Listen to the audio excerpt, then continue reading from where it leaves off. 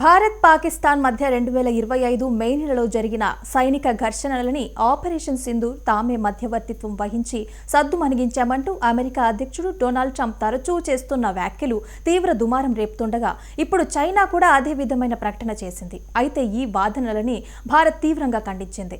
బీజింగ్లో జరిగిన ఒక అంతర్జాతీయ సదస్సులో చైనా విదేశాంగ మంత్రి వాంగ్ జీ మాట్లాడుతూ ఈ ఏడాది ప్రపంచవ్యాప్తంగా జరిగిన పలు వివాదాలని పరిష్కరించడంలో చైనా కీలక పాత్ర పోషించిందని పేర్కొన్నారు.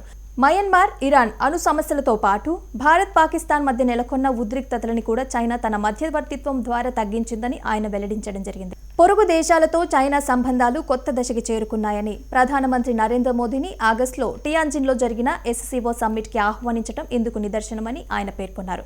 చైనా వాదనలని భారత విదేశాంగ శాఖ తోసిపుచ్చింది. మే 7వ తేదీ నుంచి 10వ తేదీ వరకు జరిగిన ఘర్షణలు కేవలం ఇరు దేశాల డీజీఎంఓల మధ్య జరిగిన ప్రత్యక్ష చర్చల ద్వారానే ముగిశాయని స్పష్టం చేసింది.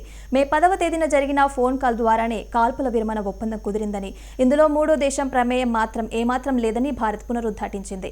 ఆపరేషన్ సింధూర్ సమయంలో చైనా శాంతి మంత్రం పఠిస్తూనే మరొక వైపు పాకిస్తాన్కి భారీగా ఆయుధాలని సరఫరా చేసిందని భారత సైనిక వర్గాలు ఆరోపించాయి.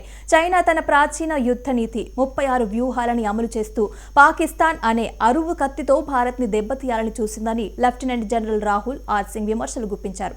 ఈ ఘర్షణని చైనా తన ఆయుధాల సామర్థ్యాన్ని పరీక్షించుకోవడానికి ఒక లైవ్ ల్యాబ్ లాగా వాడుకుందని భారత్ ధ్వజమెత్తింది.